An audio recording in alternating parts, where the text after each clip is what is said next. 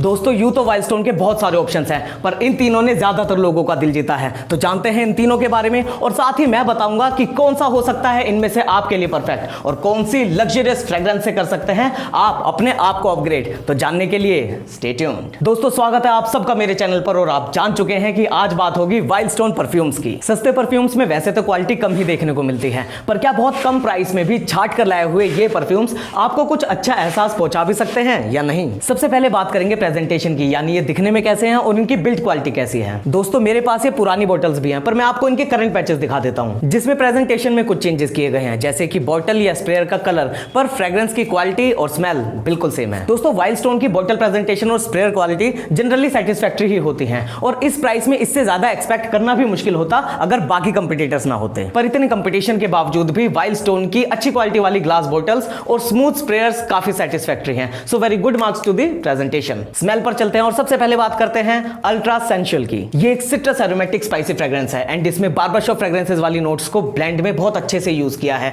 जिसकी sharp salty freshness एक अच्छी फील देती है। ये एक अट्रैक्टिव ब्लेंड है, और शुरू के 1-2 घंटों की इसकी परफॉर्मेंस भी अच्छी है। ये 20 साल से ऊपर के मेंस के ऑफिस जैसे सेटअप्स के लिए अप्रोप्रिएट है, जो एक भीनी सी खुशबू को आपकी ओर बिखेरे रहता है, और ये सिर्फ समर्स यानी गर्म दिनों में ही अप्रोप्रिएट रहेगा। इसकी परफॉर्मेंस उतनी इंप्रेसिव नहीं लगी, फिर भी लगभग 4 घंटे की लॉन्जेविटी इससे मिल सकती है, पर प्रोजेक्शन यानी ये आपके पास से कितनी दूर तक जाती है वो कुछ खास सेटिस्फैक्टरी नहीं लगा। हालांकि आप कुछ और एक्स्ट्रा स्प्रेज लगा सकते हैं, जिससे शुरू के 1-1.5 घंटे का आपको अच्छा प्रोजेक्शन एंड सियाज भी मिल जाएगा, और इसी वजह से प्राइस और ब्लेंड के हिसाब से ये एक अच्छा सेंट निकला। इसके सेंट के इतने अच्छे होने का सबसे बड़ा रीजन ये है कि इसकी खुशबू शनेल के प्लेटिनम इगोइस्ट से इंस्पायर्ड लगती है। दोस्तों शनेल वो ब्रांड है जिसके कपड़े, एक्सेसरीज और परफ्यूम्स बड़े सेलिब्रिटीज में काफी फेमस हैं, जो इतने महंगे भी होते हैं कि उनके प्राइसेस कोई आम इंसान गैस भी नहीं कर पाता, और इसकी खुशबू शनेल प्लेटिनम एगोइस्ट जैसी लगती है। पर दोस्तों ध्यान रखें कि यहां प्राइस में डिफरेंस बहुत ज्यादा है, लगभग 25 गुना, तो स्मेल की क्वालिटी और ओवरऑल ब्लेंड में भी वो डिफरेंस जरूर दिखाई देता है, जिससे ये सिर्फ इंस्पायर्ड ही कहा जा सकता है। ये शनेल प्लेटिनम एगोइस्ट का कोई एग्जैक्ट क्लोन या अल्टरनेटिव नहीं कहा जा सकता। पर दोस्तों चिंता की कोई बात नहीं है, अगर आपको शनेल पर 10-15 हजार रुपए खर्च करे बिना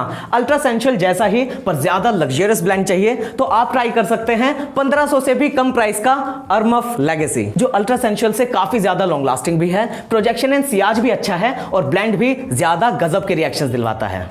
दोस्तों अब बात करते हैं हाइड्रा एनर्जी की। यहां ऐसा लगता है कि कुछ और इंप्रूवमेंट हो सकती थी। ये इन तीनों में सबसे सिंथेटिक स्मेलिंग फील होता है, हालांकि इसका मतलब ये नहीं है कि ये कोई बेकार ब्लेंड है। इसे लगाते ही एक फ्रेश पर थोड़ी फुजैर यानी फॉरेस्ट वाली वाइब्स आती हैं, जो एक्सपेक्टेशन से कम पर प्लेजेंट ही लगती हैं। इसकी खुशबू इसके कलर के हिसाब से ब्लू फ्रेग्रेंसेस में से एक ही लगती है, मतलब फ्रेश और अपलिफ्टिंग सी, पर ये थोड़ा मेटेलिक और सिंथेटिक लगती है, जिसकी वजह से ये थोड़ा निराश तो करती है। परफॉर्मेंस इसकी भी कुछ खास नहीं है, ये दोनों लगभग सिमिलर लॉन्ग लास्टिंग ही है। पर अगर प्राइस के हिसाब से देखें तो 8, 10 और इवन 15 स्प्रेज लगाना भी ज्यादा महंगा नहीं पड़ेगा, और आपको थोड़ी ज्यादा अच्छी परफॉर्मेंस देगा। अब बात करते हैं वाइल्डस्टोन एज की। मुंबई की लोकल से लेकर दिल्ली की मेट्रो तक हर जगह मैं एज को फील करता रहता हूं, और इसकी वजह यही है कि ये उन बहुत ही कम सस्ते परफ्यूम्स में से एक है जिनमें अच्छे ब्लेंड के साथ साथ आपकी स्किन से दूर तक प्रोजेक्ट होने की कैपेबिलिटी भी होती है। एज एक अच्छा परफॉर्मर है जिसको यंग मेंस इवन पार्टीज में भी लगा सकते हैं। पर दोस्तों इस प्राइस में 2-4 स्प्रेज से